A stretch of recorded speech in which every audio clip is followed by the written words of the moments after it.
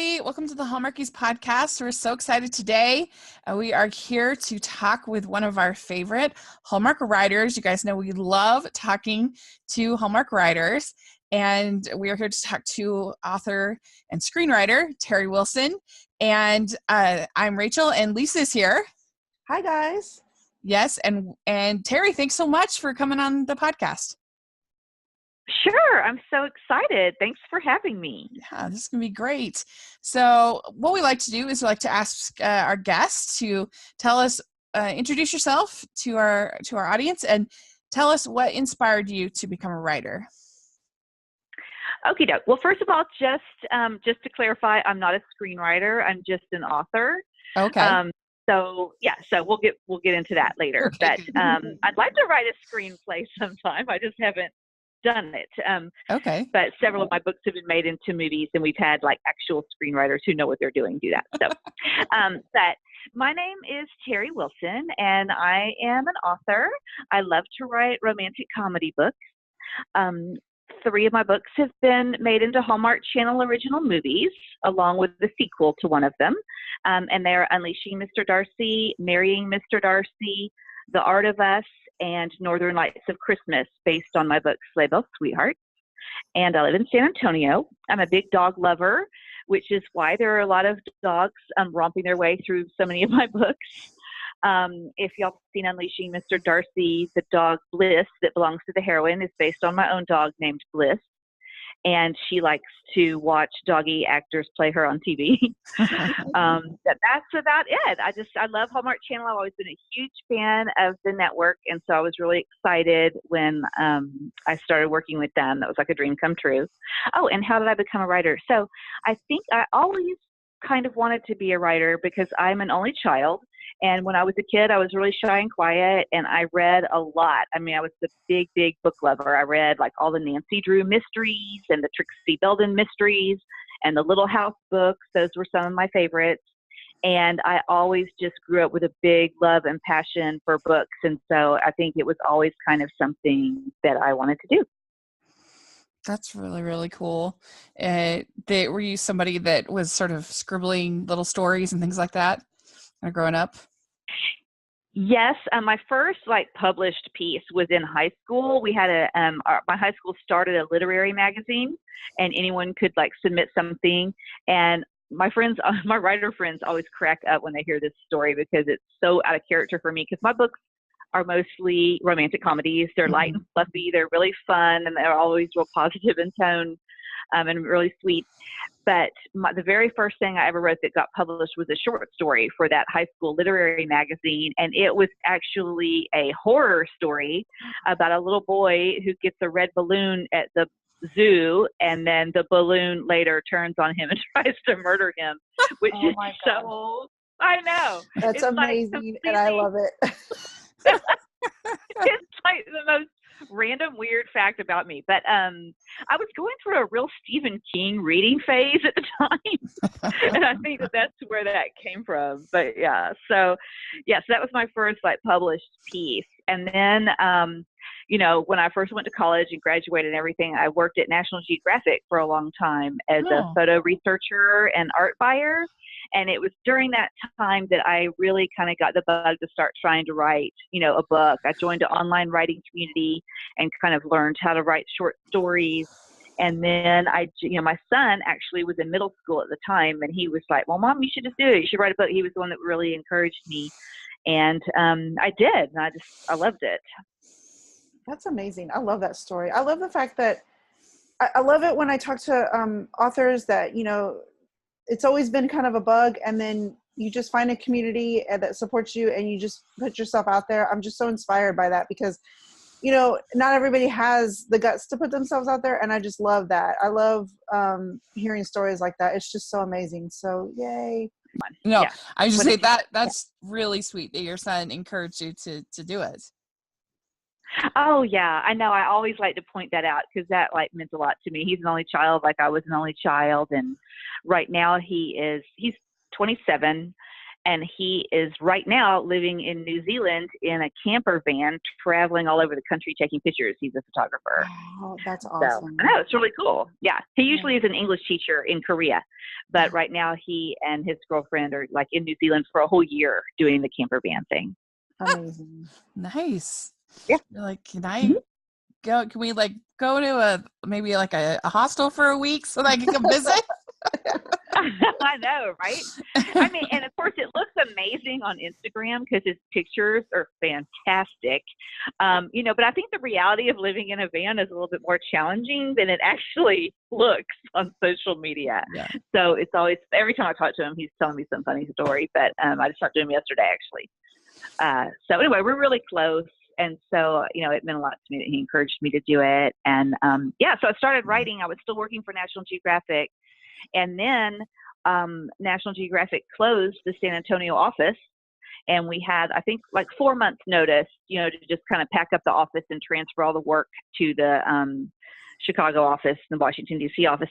And during that period of time, that 4 months, is when I got a literary agent and sold my first book to Harlequin. And so everything just kind of turned around in that period of time. And now I'm a full-time writer, and this is what I do all the time, and I love it. Mm-hmm. Oh, that's so great. Okay, so here's my next question that's my favorite to ask authors because I'm so just enthralled with the process. Are you a plotter or a pantser? Like, what's your go-to writing method? I'm kind of like in between. I'm a plotting pantser. Yay! I'm not a total pantser because that would make me nervous about meeting my deadlines. Gotcha. Because I have a lot of deadlines, and so I need to like make sure I kind of like, I'm not going to get completely stuck or write myself into a corner. But when I start a project, I always know who the characters are, like my hero and heroine. That's usually who I have. I know like who they are and what they do and where they're from, and kind of what their baggage is, if they have any, or what their goal is, that kind of thing. Right. And as far as the story goes, I know what the meet cute is going to be. And from then I kind of know the beginning. I know like something major that's going to happen in the middle, and I know how I want it to end. And then I start writing and just kind of like fill in, in between, because I do want it to be, kind of have a natural flow to it. Right. But I know the main plot. Yeah. I know the main plot points, and I know my characters. Yes, but other than that, I'm not one. And I have friends who like make a whole outline, and they know like how many scenes are going to be in each chapter, and what's going to happen in every scene. And there's no way I could do that. I mean, I don't think I'd ever get started. That would be really hard. Mm-hmm. Yeah. So do you when you have a book, do you do like a kind of a rough draft or an outline or something that you show that you said you have a deadline? So do you show your publisher some kind of rough draft of some kind or some kind of pitch? No, and right now, actually, I'm writing for 3 different publishers, which is why I have a lot of deadlines, to juggle. But most of my books are sold on proposal. So how that works is I'll write, I'll come up with an idea for either a book or a series of books, and I'll write the first 3 chapters of the first book, or if it's a standalone, just that one book. And then I'll write a synopsis, which is basically a summary of what's going to happen. And if it's a series of books, then I'll just write like a blurb for books 2 and 3, like a back cover blurb, that you would read. Yeah. And then my agent takes that proposal and shops it around. And so then I'll get a contract based on that. And it'll be anywhere from 1 book to 4 books or whatever. And so then, we'll have a deadline for all the books. So, the books are sold before they're actually written. Mm-hmm. At the most, I've usually written the first 3 chapters. So anyway, that's why I have deadlines, because, the books are sold on proposal for the most part. Every now and then there's an oddball case where it's something different. Yeah. Your first book, did you have to have that written completely? Oh, yes. Yeah. Yes. Yeah. The first time out, you have to write the whole entire book. Yeah. And then, but a lot of times, depending upon who your publisher is, especially in romance, because, all my books are romance. I have one book that's like a women's fiction romance blend, but it's still very much a rom-com. In romance, a lot of times when you first sign a contract, they'll want to contract you for more than 1 book. And so usually the first one is completely written. And then if they like it, they'll have you write like a blurb or a synopsis, or you give them an idea for like a follow-up book and maybe one after that. And when I say series, they're still standalone books. There's like a different romance in each book, and each book is its own thing, but something ties them together. Like they all take place in the same town, or I have a series that's just called The Royals, and every book has a royal theme, but that's all really literally all they have in common. That kind of thing. Right. So a lot of times, but the first one, your first time out, you have to write the whole entire thing. Well, I've also noticed in a lot of your books that there's a Audrey Hepburn theme, which is I love because I know you're an Audrey Hepburn fan, which is amazing. And I need to dabble more into some of those because I'm obsessed. And I wanted to ask you, I read your interview with Ruth Hill, and I remember you talking about your Audrey Hepburn-esque books, and I saw where you one day want to write something based on Sabrina. And I do. I'm obsessed. And if that ever happens, I will run to the store and get it because it's one of my favorite movies. And yes, I'm so excited. I love that movie. Yes. I rewatched it recently for the first time in a long time. And then I watched the modern day one, with his name is I'm blanking on Harrison Ford. Yes, Harrison Ford. So, oh my gosh, and I love that story. And yes, I love Audrey Hepburn. I mean, I have a whole series that was kind of inspired by Breakfast with Tiffany's, and then I've done a Roman holiday book. So, I would love to do a Sabrina book. The Story of Us, isn't that also based on a sort of Audrey Hepburn-ish type thing? Or maybe I'm sorry, maybe I'm mixing that up. But I'm just obsessed. And when I saw that there was a chance that someday you might write a Sabrina story, I went a little crazy because that would be amazing. Okay, that's all I have. Oh, The Art of Us. The Art of Us. I'm sorry, I said The Story of Us. I'm sorry, The Art of Us. Yes, I'm sorry. Well, I'm currently writing a book called The Story of Us, and I was wait a minute, am I writing an Audrey Hepburn book right now, and I don't even know it? Getting really confused from it. But that is weird that the names are so similar. But no, The Story of Us is based on a Hallmark movie, and I'm writing it for Hallmark Publishing, and so that's why the titles are similar. But no, The Art of Us is definitely based on My Fair Lady. Yeah, so it's also I've done a lot. I've done a lot of Audrey Hepburn inspired stuff just because I love her. And I love her fashion. I love her style. I love that she was so into helping children and animals and just so, ladylike. I just love her to pieces. So yeah, Sabrina, that's definitely on my bucket list to do, is write a Sabrina book. Well, this is exciting. We know the Story of Us is coming out. Yay! We did a scoop. Spoiler alert. Yes, listen.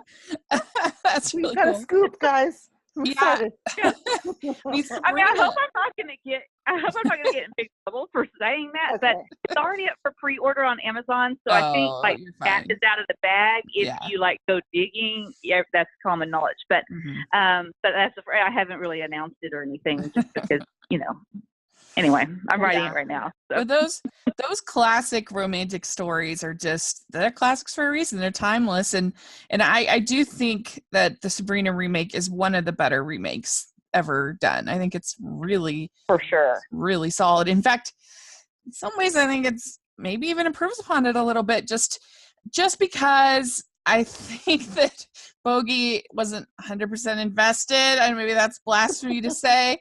Because I think of the age difference, and it was just, I don't know.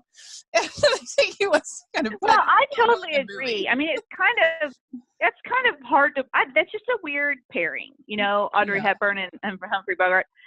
So you're right. I think that the actors in the sequel, not the sequel, the remaking, are more believable together. But Audrey Hepburn was just so charming in Sabrina. I just liked her so much, Yes, so she's terrific. But I will confess that the Sabrina remake is my go-to fall asleep movie.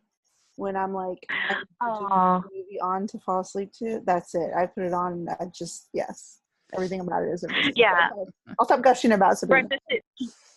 Breakfast at Tiffany's is my fall asleep movie. Oh, yay. I just love that movie. I love Breakfast at Tiffany's. Totally with you there. I don't have that many lines of dialogue or whatever from movies or quotes memorized, but the cab scene at the end of Breakfast at Tiffany's, I just love. Afraid to stick out your neck and say life's a fact. People do fall in love, and it's just so good. No matter where you run, you just end up running into yourself. It's really, really good. So yeah, we definitely for a could while, have. I was like walking around saying "Kel Nightmare" all the time, like she does in that movie. And my husband was like, "What are you saying?" You know, just like, you need to brush up on your Audrey Hepburn vocab. Yeah. Well, and I love the fact that she's somebody you see like partying all the time, having these loud parties, and yet the thing that she makes her happiest is Tiffany's, but not because it's expensive, it's because it's quiet.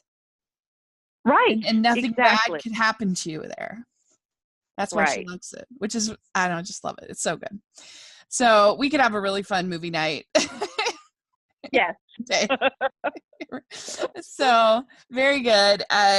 So do you have favorite romantic kind of tropes, like you mentioned, like the meet cute, the opposites attract, that kind of a thing that is your favorite and that you really love to work into your stories?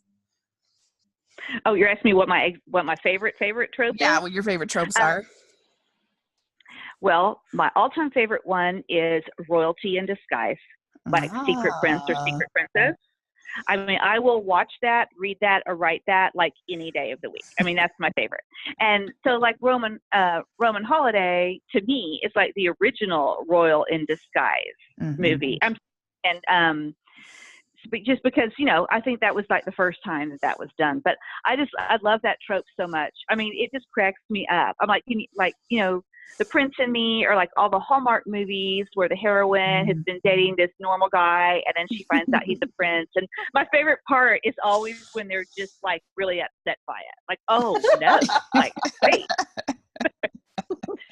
Ew. How dare you? How dare you be royalty and be amazing and have access to a whole country? Oh. This changes everything, you know. I love it. I love that moment. So that's my favorite. And I also love opposites attract. I mean, that's always my favorite because I like to write snappy banter, you know, where they're kind of insulting each other, but you know that they really like are into each other. I love writing those kind of scenes. So opposites attract is another like big favorite of mine. I also like, I'm like going on and on. I like all of them. I like the pretend relationship ones too, because then you really can write a lot of subtext into the scenes, you know, and then you have those moments where like the characters are telling themselves, oh, you know, this is just pretend, but then there's always those moments where you can tell that, oh my gosh, no, I'm not pretending. I really love him. You know, Agreed. That's the best. Really I love it. Because as the reader, you're like, is this them faking or is it not? Oh my gosh, this is so cute. Okay, yeah. This isn't really so those three are my favorite. Yeah, those are good ones. It's not really a trope. It's just sort of a convention you see sometimes that I just love so much. What I call the romantic comedy fall together, like romantic comedy fall, where it's like they'll be on the subway and there'll be like a bump and they happen to just like bump into each other and stare directly into each other's eyes, like, like fall and just like falls into his arms, or you're like directly on top of each other, and this like I can't imagine that ever happening in the history of the world, like ever. But it's so that makes it even better because it's just so hilarious to me. Like, oops, I fell right onto you. Yeah, I've written that a few times. Yeah, I have in my Roman Holiday, but in The Art of Us. I mean, and it's in the Hallmark movie too. They meet when she like that, you know, crashes into him when he's carrying his flowers, you know, to go paint. So, and then I have that happen in my Royally Roma book when the heroine's chasing a dog that has escaped and they like crash into each other. He's like, the dog has run off with her wedding veil. And she's chasing the dog and then runs smack into the hero. So, those are fun. Those are fun. I just like everything about rom-coms. I'm just like a big rom-com fan. Yes. Clearly, we are as well. So your first book that was turned into a Hallmark movie, Unleash Mr. Darcy, how did you have the idea to do this with Pride and Prejudice? That actually was, I always say that that's my favorite book that I've written because there's so much of like me personally in that book. And at the time I had my dog Bliss, and my other Cavalier King Charles Spaniel, Finn. And they're older now, like Bliss is 10 and Finn is 8.5. But at the time, they were a lot younger, and I showed them in dog shows, just like, you know, in the story. And I was at a dog show. Bliss was only the second show dog I've ever had. I don't show dogs anymore. I'm really, really horrible at it, like really bad. I get really nervous in the ring, and my dogs know that I'm freaking out, and then they start doing their own thing, and then I start panicking. It's not a good look. So I'm retired from dog show handling. But at the time, you know, I had my dogs, and I'm a big Jane Austen fan. One thing about dog shows that you don't really see on TV, there's a lot of sitting around and waiting your turn. Like, you know, you have a lot of time to spare. And so I was at a dog show, and I had a copy of Pride and Prejudice, and I was reading it, you know, ringside, you know, waiting for my turn to go with my dogs. And I just started thinking about, what if Mr. Darcy, you know, was a dog show judge? I was like, that would be great, because I was always real nervous about talking to the judges. Like, whenever they asked me questions, I would get like all sweaty and clammy. And so that idea just popped into my head. I was like, gosh, wouldn't that be crazy if Mr. Darcy was a dog show judge? And, you know, I had to show under him. And then I just started thinking about it from there. And obviously that was, I've never met like a billionaire dog show judge. Maybe they exist. So, I just started thinking about it, and the more I thought about it, the more I just started kind of writing the story in my head. And it really started out just as scenes in my head, different things that Elizabeth and Darcy would say to each other in the ring, because those were my favorite scenes to write, when they had all that, you know, all the little banter in the dog show ring. And I thought about that book for a good 6 to 8 months before I even wrote any of it down, because my original thought when I first got the idea was, who in the world would want to read this? I mean, I didn't think anyone would be interested in that story at all. I was like, it just seemed like such a niche kind of thing. I was like, you know, who would read this? Like dog show people, you know, or Jane Austen fans. It just seemed like such a specific kind of story that I just wasn't convinced. And then, like I was saying earlier, I was at National Geographic, and I had lost my job, but was still like working, you know, waiting to get my severance pay or whatever. And I thought, okay, this is my chance. I'm just going to write it. It was almost like an act of desperation. I was like, I'm just going to write the first 3 chapters and send it to this agent that I had been talking to for about a year, but hadn't offered to represent me. And so I wrote the first 3 chapters, and I contacted her, and I was like, hey, remember me? You know, we've been talking. I have this idea for a book that I don't know what you're going to think, but I've written some of it. Let me know. And she was like, oh, I love this. And that's kind of when I signed with her, and my career, you know, really took off. I was so surprised that people like really liked the story, but yeah, they do. I mean, it's really popular. Yeah. And which makes me really happy, because like I said, there's so much of me in it, and you know, my actual dog is in it, and so it's a very near and dear to my heart story. Yeah. And how was it to, like, I mean, the first one was a success, obviously, but I mean, and then there was like this whole campaign on social media to get a sequel, and then all of a sudden there was a sequel, and then I mean, there were people that were legitimately having watching parties, very excited for marrying Mr. Darcy. And so that must have been like super like exciting for you, just knowing that, oh, not only did you create this world, but then it got a movie, and then there was a whole following for the movie to ask for another movie. That must have been super fun. I know. It's really overwhelming. And when I get really overwhelmed or really emotional, I cry, and I cried like all the time. Because it was, I mean, when the whole first one was being made, and I get to go to the set. So I've been on the set of all my Hallmark films, not the whole time, just for like 2 or 3 days. Yeah. Everything, the first one, because since it was my very first movie, and at the time, even people on the set were saying, oh, congratulations, there's nothing like the first. And in my head, I was like, are you crazy? This is the only movie I'm ever going to have. This is like a once-in-a-lifetime thing. It never dawned on me that I would have one movie, much less, 4. So I was just like taking it all in and so excited about all of it. And then when Marry Mr. Darcy came about, yes, I mean, being on set was so different, because everyone on set, Ryan, Cindy, me, everybody, we were just all having such a great time on Marrying Mr. Darcy, because it was like this big reunion, and it was so fun, because when we were making the first movie, none of us knew that it was going to be as popular as it was. And so we just had such a great time on the second one. But where I really like lost it was I finally got to meet the dogs that are in the movie. Because the first time I was on set for the first movie, I was there for the big ballroom scene, you know, where Grant Markham comes back and all that. Right. I was, and all the scenes that were filmed at the big country mansion, I was there for those scenes. And the dogs don't go with them to the country in the movie. They do in the book, but they don't in the movie. So the dogs weren't, you know, on set when I was there. And I was really excited to I really, you know, wanted to see the dogs because obviously I'm a big dog lover. So when I got to go to marrying Mr. Darcy, I was there for both weddings and the dogs were there and they were on set. But I still think I was there for 2 days before I finally got to meet Tika, the dog that played Bliss, the dog. And when I finally got to meet her, and I had been talking to her owner online like since before Unleashing Mr. Darcy even came out. So we had like a little relationship. And then she came out and she brought Tika and she put Tika in my lap. And I just like completely lost it because I was just like, you know, all this love for this movie and the online campaign and like, you know, hashtag Darcy's. I mean, like none of it would have happened except I just, you know, wrote a cute story about my dog. You know, that's kind of how I think about it. And so I buried my face in that dog's fur and like bawled my eyes out.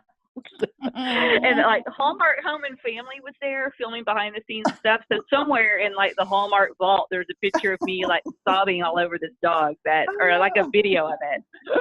But, and you know, cause when I'm there, I'm like trying to be cool, you know, like, oh yeah, I'm a writer and I work with Hallmark. It's normal, you know, but every now and then, you know, on set. Yeah. Just me.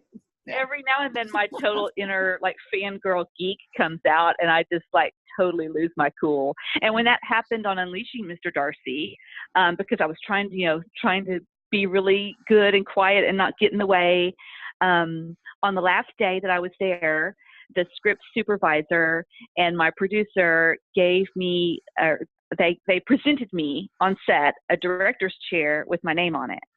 And it said, Teri Wilson, Unleashing Mr. Darcy, author. And they gave it to me and I started crying. I was like bawling. I was like, oh my God. I was like so excited. And they said, and you can take it home with you because I was leaving later that day. And I was like, oh my God. I said, I'm not really sure how I can like fold it and get it on the plane, but definitely. And they were like, okay, we didn't mean the whole chair. We meant like the back part with your name on it. That's the best. So that was really good. We all had a good laugh about that.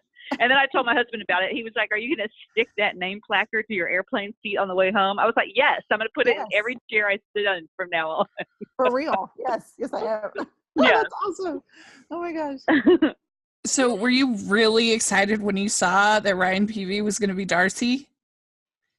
Oh, I just about died. I couldn't believe it. Yes, because, you know, like now I've had the same executive producer for all 4 of my Hallmark movies, and we have a really close relationship right now. But, you know, that was the first time we'd ever worked together. So it's not like, you know, I was calling her up every 5 minutes saying, who do you have cast in the movie? I was like sitting at home waiting to find out. And I was also waiting to find out if I was going to get to be on set. And, you know, every now and then I could see people posting stuff online. So I knew stuff was happening, but I wasn't like in the know as much as I am on, you know, the future projects. So my producer, Sidell, called me. They were already in Vancouver. Shooting hadn't started yet, but it was set to start in like 10 days. So she called me just to give me an update of everything that was going on. And we were talking about what dates I was going to come visit the set. So we got all that nailed, you know, hammered away. And then I said, well, while I have you on the phone, have you cast Darcy yet? And she said, yes, we have. And honestly, that was my main concern is, first of all, I was just excited that they were making a Hallmark movie out of my book. Honestly, I really didn't care what they did. I was just so excited. But, you know, Mr. Darcy is an iconic role, you know, and there have been, you know, a few Darcys throughout time. And I mean, everyone always remembers who plays Jane Austen's Mr. Darcy character. So I really was hoping, you know, I wanted it to be someone really good. Actually, I wanted it to be Prince Harry. That's he was my pick. I thought we needed a ginger Darcy, you know, he's British. And in the book, Mr. Darcy's British. So I, this whole time thought we were having a British Darcy. So I joke, but I would have been happy with Prince Harry. But so I was really curious. I had no idea who it was going to be. And so I asked her, I said, so you've cast him? And she said, yes. I said, can you please tell me who it is? And she said, I don't want to tell you, I want you to be surprised when you get here, but trust me, you're going to be happy. And I said, you can't do this to me. You have to let me know. And she's like, I'm not sure you're going to know who he is. He's on a soap opera. I said, just tell me who he is, please. And in the meantime, she also said, he's on his way to my hotel room right now because the seamstress is here and he's being fitted for his tuxedo. And I said, okay. So he arrives to her room while we're still on the phone, and I still don't know who he is yet. She hasn't told me his name, but I could hear him talking in the background. And, Brian has such a beautiful voice, such a deep, lovely voice. I was immediately thinking, oh, well, this sounds pretty promising. He sounds amazing.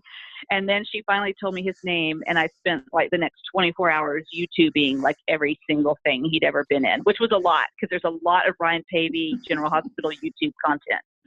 Sure. So, and I was thrilled. I mean, I couldn't believe it. I was like, oh my God. And of course I was sworn to secrecy. I couldn't tell anyone. And I was just dying to text like everyone I knew, with his picture.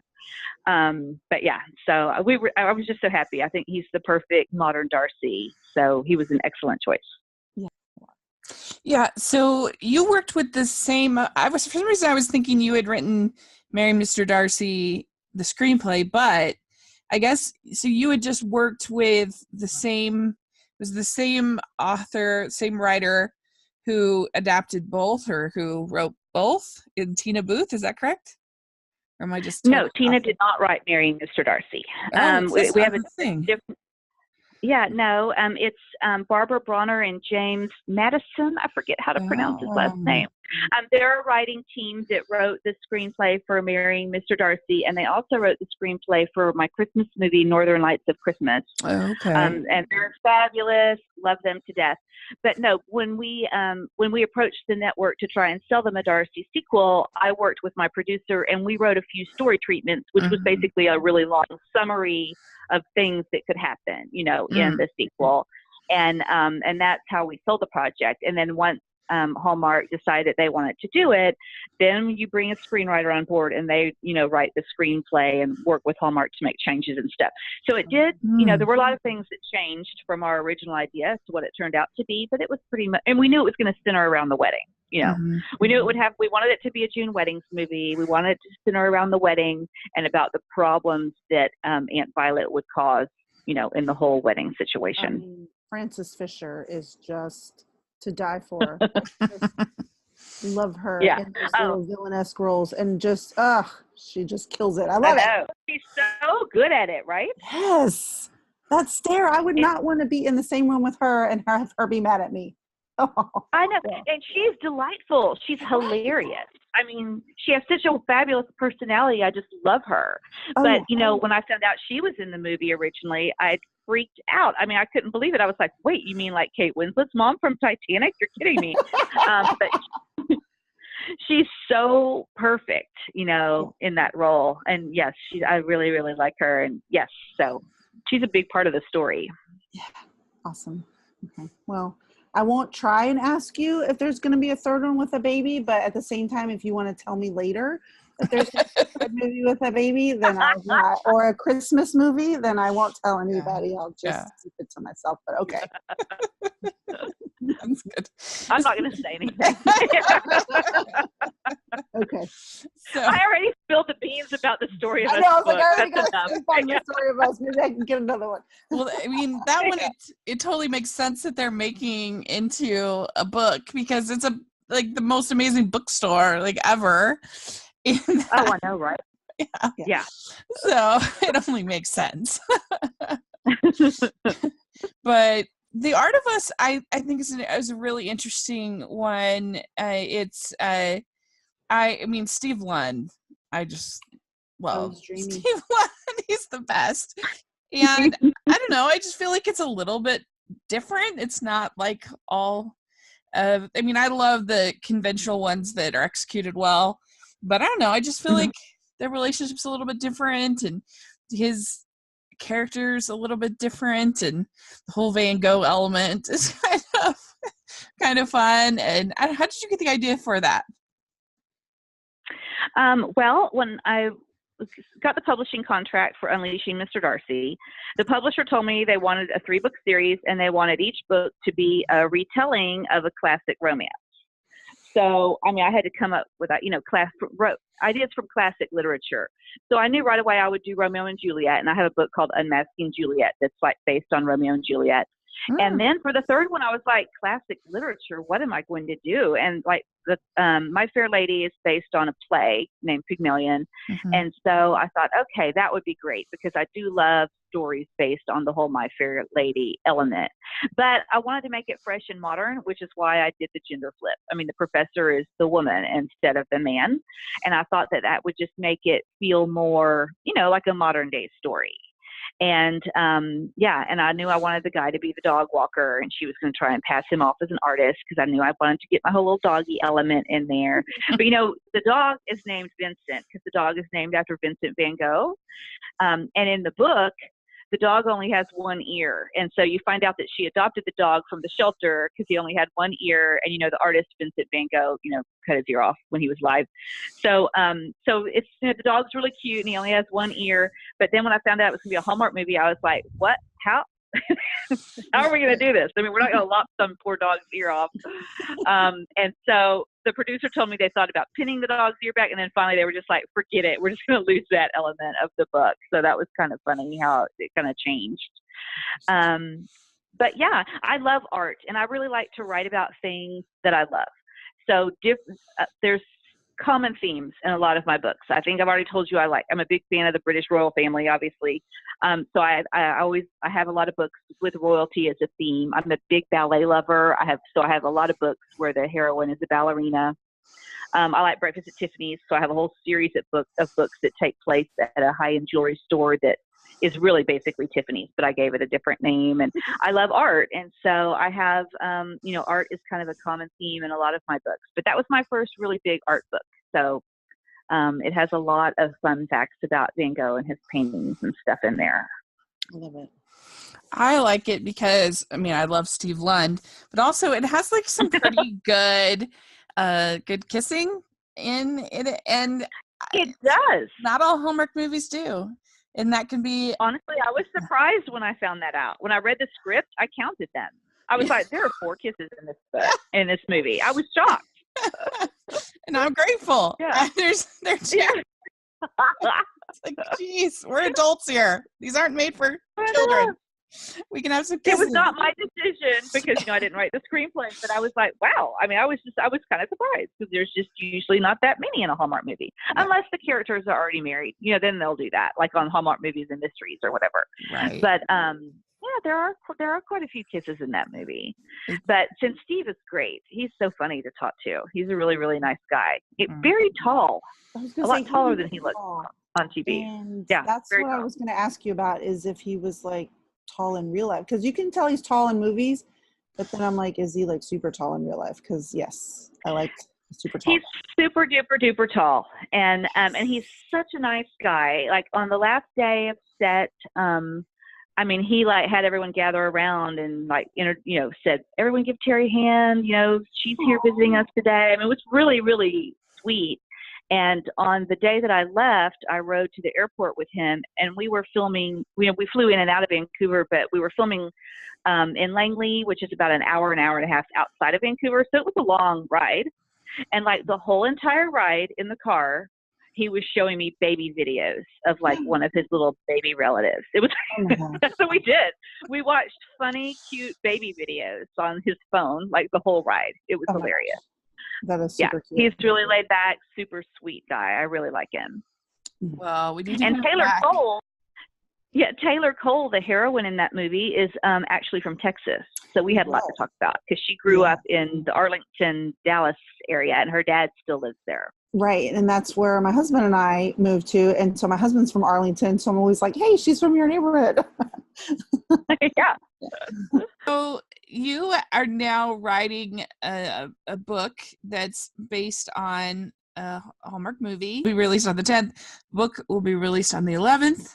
And it's Love at the Shore, which was a film from 2017, Summer Nights, with Peter Porte. And I was just wondering, what is that like, kind of the reverse process? You've had somebody adapt your books, but now you're having to adapt you have people adapt your books into a screenplay, and now you're having to adapt somebody else's screenplay into a book. What's that like? It's completely different and unlike anything I had ever done before. But I knew when Hallmark announced that they were starting a publishing company, like right away I wanted to work with them, just because, like I said, I love Hallmark so much. I love the movies, I love their stories. And so when Stacey Donovan, the editor at Hallmark, contacted me and asked me if I wanted to do it, I was like, oh my gosh, yes. And she said that they asked me to write that particular one because Love at the Shore is the first Hallmark movie that has Happy the dog in it. Happy the dog, the Hallmark little doggy mascot. And they were like, well, since you wrote Unleashing, we thought it would be great if you could write this movie since Happy is in it. And I was like, sure, I love it. And I remembered the movie, and I really liked it because some of the Hallmark, they're all they're all feel good movies, obviously. Some of them don't have as much conflict as others do.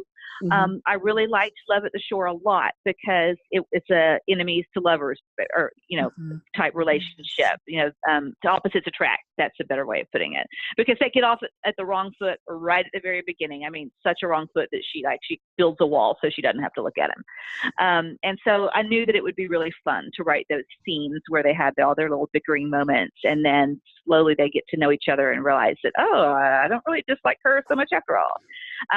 But it was a really different process because what they do is they send you the movie, and I have it on my computer, and then they send you the script, and so you can just kind of eliminate all the extra words, and then you already have the dialogue.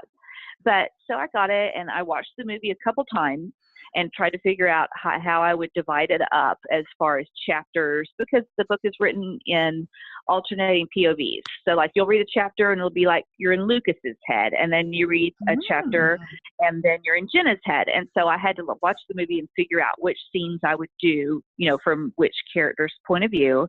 And then I went through with the script and watched the movie and made any changes that were different, with what in the dialogue. And then when I, uploaded the dialogue, actually I retyped the dialogue because it was just easier than trying to delete everything else. The total was about 9,000 words. And, the book is 65,000 words. So I was like, okay, I have 9,000 words of dialogue and I have to turn it into a 65,000 word book. That's like a lot of narrative, to add to it. And because the book is pretty true to the movie, I was allowed, they do ask you to write a couple of bonus scenes. So there are a couple scenes in the book that are not in the movie that I just got to make up myself. And of course I got to write an original epilogue about what happens after the movie. And it was really kind of cool because I thought, since it's a Hallmark movie, I thought they would have to approve whatever I did but no, they said, write whatever you want. I was like, okay. And obviously I think if they didn't like it, they would have had me do something else. But so I just kind of got to write whatever bonus scenes I wanted and, show after the movie and the epilogue. I was able to pick whatever. And, books are kind of different because in a book, you're in a character's mind, and in the movie you're not. And so, you're privy to their inner thoughts. And there's a lot of things about characters that you learn in a book that you don't learn in a movie. Like in the movie, at the beginning, Lucas is pretty clear that he's just not really into kids. He's not, he's that kind of a bachelor who likes to have a good time and is not real into children. But, you don't know why. And with Jenna, she's a single mom with 2 kids, and she, has an ex-husband, so she's divorced, and she's a brand new author, and she's writing her second book. But you don't know how any of that happened. And I kind of got to create backstories for the characters to include in the book. So it was really fun. I'm interested because now I've seen the movie so many times, and of course I wrote the book. I can't really look at it objectively, so I'm really excited to see what the reaction is going to be from people who've seen the movie even multiple times and loved it. I'm really interested for them to read the book and see, how they think about it. Yes, that is one of my favorite things about books, and I think that's why it's really hard to, when you read the book first and you go to the movie, because you already know what's inside some of these characters' heads and some of their motivations. And so when you go to watch the movie, you're like, why did they make that choice? That doesn't make any sense because in the book, and then if you find yourself like in the book.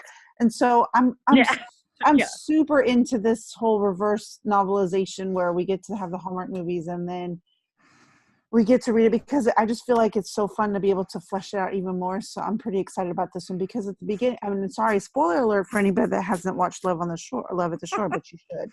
But spoiler alert, you think he's just this like unemployed beach bum, and then you find out he's like this really stand-up, like super successful guy.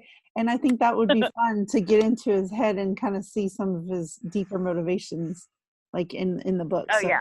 I'm really For pumped. sure. Yeah. One thing I liked it was really fun. Yeah, one thing I liked in the movie is that, you know, there's the classic scene in a lot of these movies with the person that's at the boardroom and they drop everything and they're like, sorry guys, I have to go to my kids' play or whatever. And I've always thought that scene was just really flat and just never rang true to me, because I don't know, I just feel like kids understand, they get it. Like, finish your meeting and then go. Like, what? Finish giving your speech and then go.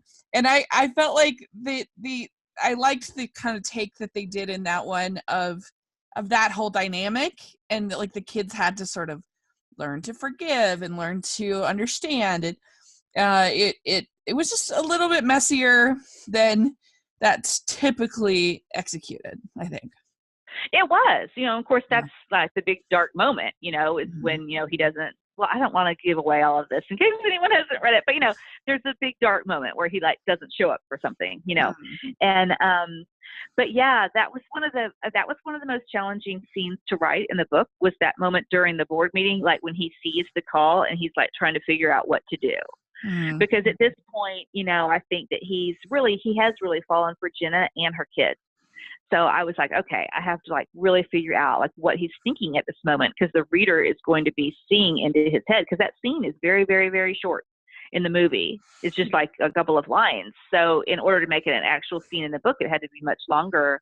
And so we have to see, what his decision process is there, and, how he feels about, why isn't he leaving, and why he decides to stay, and that kind of thing. Oh gosh, I'm so excited. Okay. Yay. Okay, so I wanted to ask you, in Love at the Shore, Jenna the whole point is that she goes to this beach cottage place or beach house, whatever, to basically a working vacation so she can write. And I wanted to ask you, have you ever done that, where you've gone somewhere on vacation to write? But if not, where's your favorite place to write? I do that like all the time. Like I'm leaving on the 15th of this month to go to Scotland to write for a week with one of my girlfriends. That's so awesome. We have like a little cottage in the Highlands. Well, I accidentally bought it at an auction. I accidentally bought a trip to Scotland. So, and it's in the middle of nowhere. So I'm going with one of my friends to write. But no, I do that a lot. I have a lot of girlfriends who are writers, and it's fun. We call them writing retreats. Sometimes, like with some of my local writer friends, we'll just go like out to the country or Canyon Lake or somewhere small in Texas in the hill country and rent like a cabin for, a long weekend. Or sometimes, it'll be longer, like, I'm going to Scotland for a week. And it's just inspiring to get out of, your normal routine and go someplace beautiful and peaceful and, where it's quiet and you can just write all day, and then in the evenings make a big meal and drink some wine. And I love that. That's like my favorite kind of vacation, actually. It's really, really fun. That sounds awesome.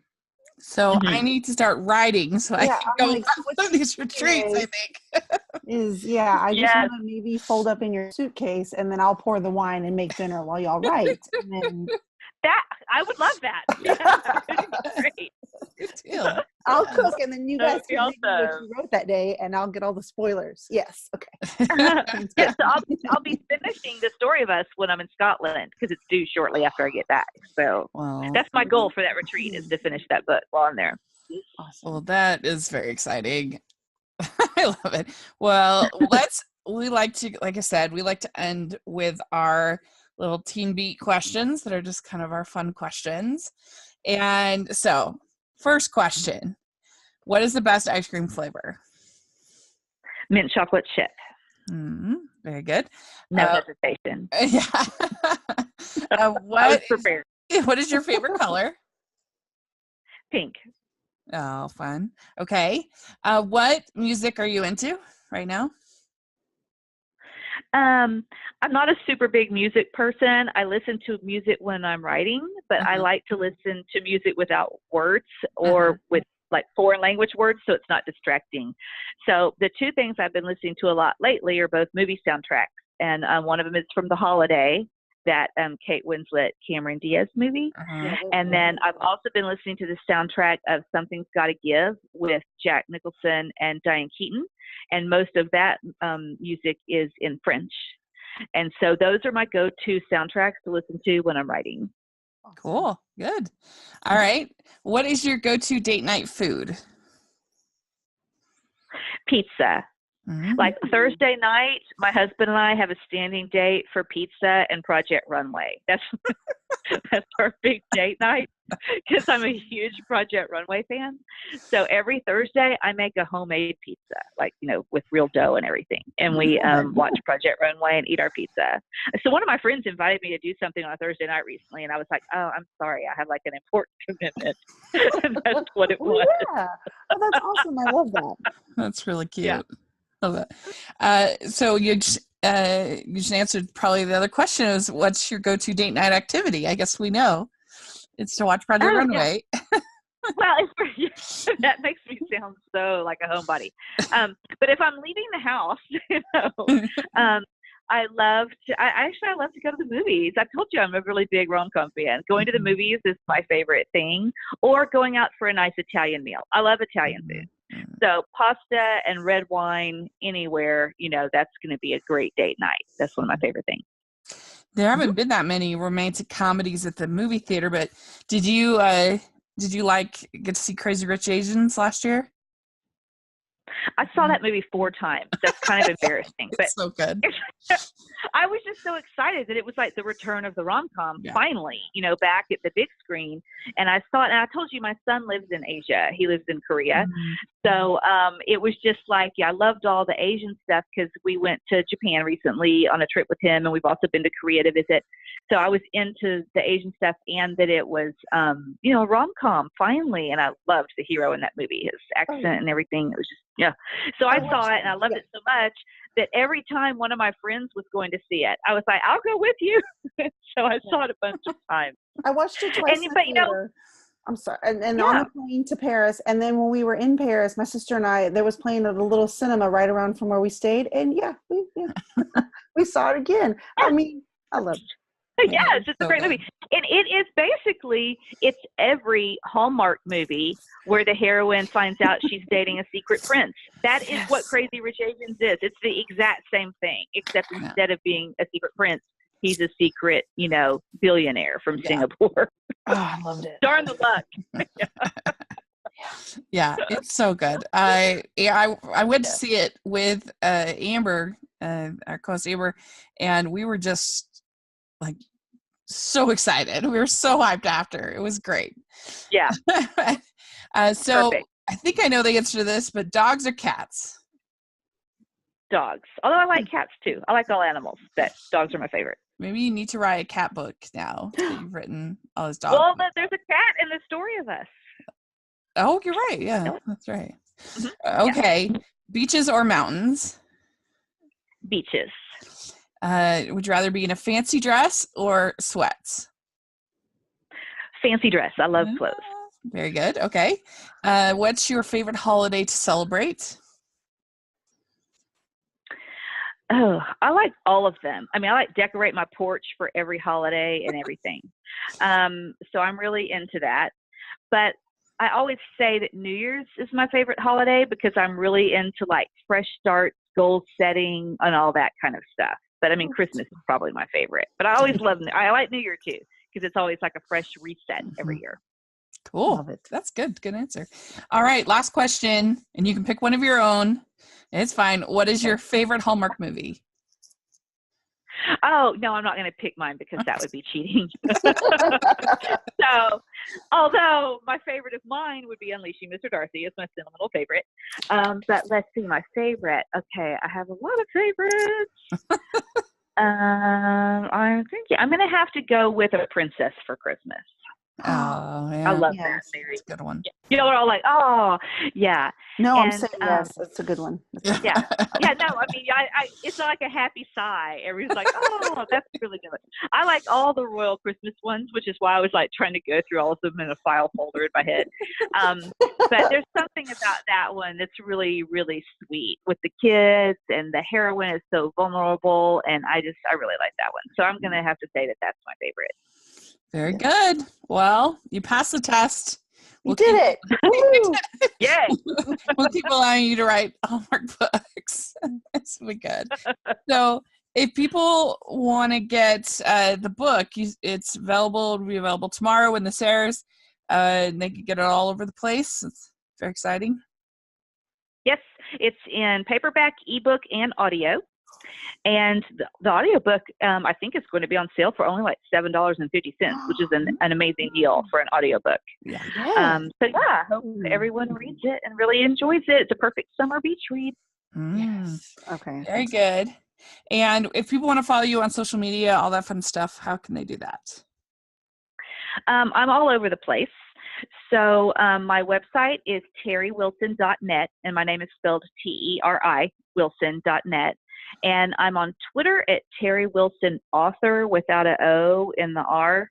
I mean, in the word author, it's like Teri Wilson Author. And I'm also on Instagram as Teri Wilson Author. And you can also find my author page on Facebook. But if you go to teriwilson.net, it has links for all those places. So it's perfect. super easy to stalk me if you go onto my website. Well, we'll put that all in the And description. I have a brand new website that's been like completely redone for the release of Love at the Shore. So I hope everyone does go to it because it's going to be really cute. Okay, I confess I've already gone to it and I've already been like, oh my gosh, I like it. Okay. Very good. Okay. You haven't seen the new one yet because it hasn't launched yet. Oh, yeah, I was going to say, because I've already been better on it today. Oh, Yeah. okay. Okay, I'm sorry. Oh no, we'll have it in the description section. People definitely should check it out. And so, Lisa, where can people find you? You can find me on Instagram and Twitter at Girl Gone Hallmark. Great. And you can find me at Rachel's Reviews, all over social media and on iTunes and YouTube. And make sure you guys are following the podcast, Hallmarkies Pod, all over social media and on YouTube and iTunes. If you can give us your ratings and reviews on iTunes, we really appreciate it. Give us a thumbs up on YouTube and subscribe to the channel. We really appreciate that. We have our Patreon. We have a lot of other stuff going on. Definitely check that out, and we really appreciate all of that. And thank you so much, Teri. This was so much fun to talk to you. Something I've been thinking about doing for a while because you're so fun on Twitter, and I'm so glad it worked out, and look forward to reading the book. Super. Thank you so much for having me. I loved it. All right. We'll definitely have to do it again. Okay. Thank you. Bye. Okay, bye guys.